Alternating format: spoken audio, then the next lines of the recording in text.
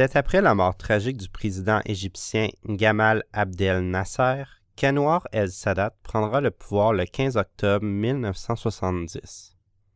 Il sera alors au pouvoir de l'État égyptien pendant 11 ans jusqu'à ce qu'il se fasse assassiner par un groupe de fondamentalistes musulmans le 6 octobre 1981. Ce président égyptien est vu de façon très mitigée.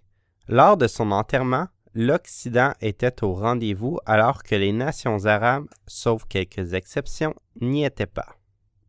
L'activisme politique de Sadat commence avec la fondation en 1938 d'un groupe clandestin d'officiers.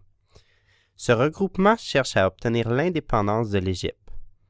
Il participe notamment au coup d'État qui a fait fuir le roi Farouk en 1952. Sous le régime de Nasser, Sadat occupe plusieurs rôles. C'est en 1955 que sa carrière politique est propulsée vers le haut avec sa nomination comme ministre de l'État.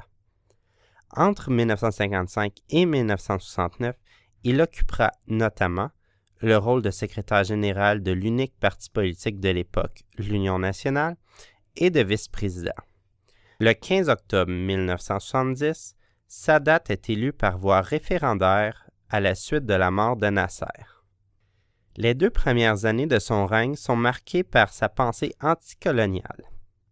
À cet effet, il décidera de renvoyer en URSS près de 15 000 experts et consultants russes. Le 6 octobre 1973, il envahit la région du Sinaï en Israël afin de venger la défaite militaire de la guerre des 6 jours en 1967.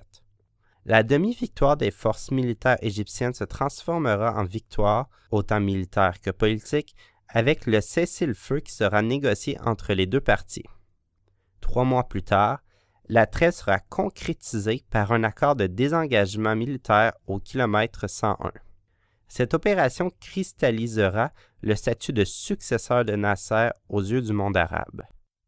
Dans ses efforts de paix, Sadat se rend le 19 novembre 1977 à Jérusalem afin de prononcer, le lendemain, un discours historique à la Knesset. Le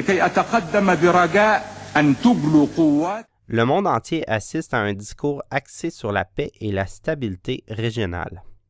Suite à cette main tendue, Menahem Begin, le premier ministre israélien de l'époque, et son homologue égyptien ouvriront un dialogue afin de conclure une paix durable dans cette région du monde.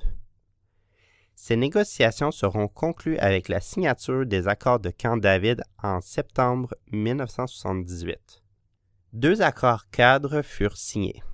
L'une d'elles concerne les relations diplomatiques entre les 2 pays et la question du Sinaï. Ce territoire sera cédé par Israël à l'Égypte. L'autre accord établira une base de négociation de la paix entre le pays juif et les autres États arabes. La dernière partie des négociations concernait le règlement de la question de la Palestine. Ce point était très important pour l'ensemble de la communauté arabe.